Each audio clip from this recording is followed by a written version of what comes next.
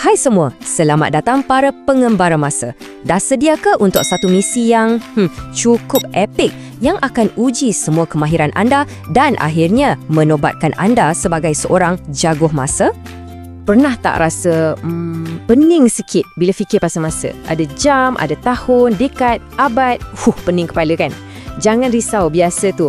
Tapi hari ni kita akan pecahkan kod rahsia masa ni sama-sama.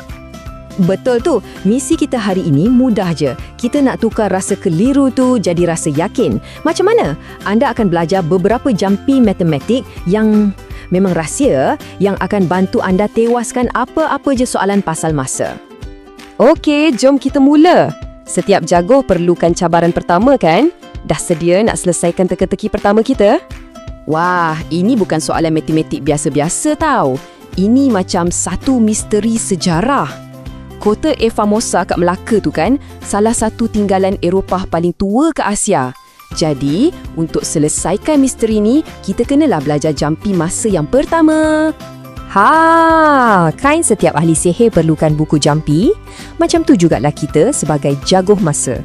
Kita perlukan kemahiran menukar unit. Jom kita mula pelajaran pertama kita. Okey, jom kita mula dengan peraturan yang paling asas dalam dunia masa. Kalau anda faham peraturan ni, percayalah, ia kunci untuk selesaikan banyak teka-teki nanti. Ini dia, peraturan emas. Kena ingat ni betul-betul tahu. Kalau nak tukar unit besar kepada unit kecil, kita kena darab. Senang je nak bayangkan. Macam kita pecahkan satu bongkar ais besar jadi cube-cube ais yang kecil. Mudah kan? Jom kita cuba. Contohnya, tempoh Perdana Menteri kita yang pertama berkhidmat adalah lebih kurang 1.3 dekad. Jadi, berapa tahun tu sebenarnya? Okey, ikut je langkah ni. Pertama, kita kena tahu nombor ajaibnya. 1 dekad sama dengan 10 tahun. Lepas tu, kita ambil nombor tadi, 1.3. Dan akhir sekali, kita gunakan jampi kita. Darab dengan 10.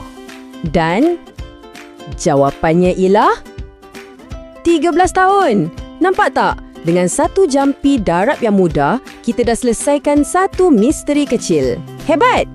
Okey, sekarang jom kita patah balik pada teka-teki Famosa tadi. Kita guna kemahiran baru kita ni. Kita tahu 1 abad sama dengan 10 dekad. Jadi, kita darabkan je 5.1 dengan 10 dan kita dapat berapa?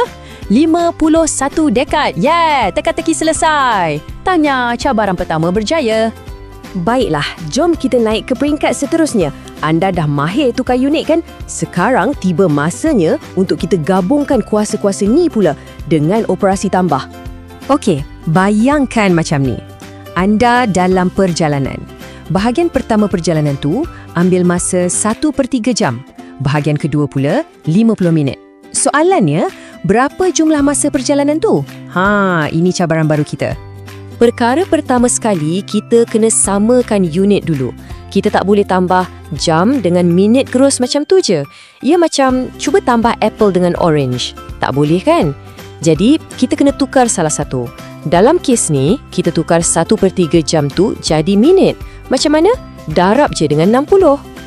Bila dua-dua dah jadi minit, barulah kerja kita jadi senang. Kita tambah je.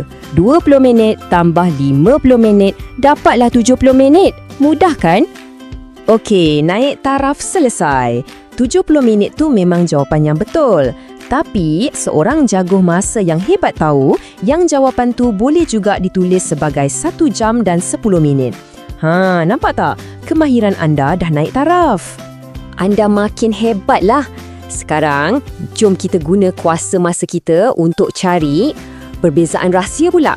Kemahiran menolak masa ni memang berguna sangat bila kita nak buat perbandingan.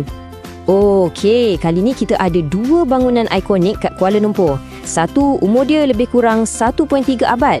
Yang satu lagi pula 1 dan suku abad. Jadi, mana lagi tua dan berapa beza umur diorang? Jom kita siasat sama-sama. Ingat tak peraturan emas kita tadi? Sekali lagi, kita kena samakan unit dulu. Sebelum kita boleh tolak, kita tukar dua-dua umur tu jadi tahun. 1 abad kan sama dengan 100 tahun. Jadi, kita guna jampi darab 100 untuk kedua-duanya. Dan bila kita dah tukar unit, terus jadi senang gila. 130 tahun Tolak 125 tahun sama dengan 5 tahun. Itu je. Nampak tak? Jampi penukaran unit tu betul-betul buat soalan yang nampak susah jadi senang. Wow, anda dah berlatih dengan gigih. Dah belajar menukar, menambah, menolak masa. Sekarang tibalah masanya untuk cabaran terakhir. Cabaran yang akan uji semua kemahiran yang anda dah belajar. Sedia? Okey, yang ni soalan dari kehidupan kita seharian je. Zaidi pergi berjoging, lepas tu dia sarapan.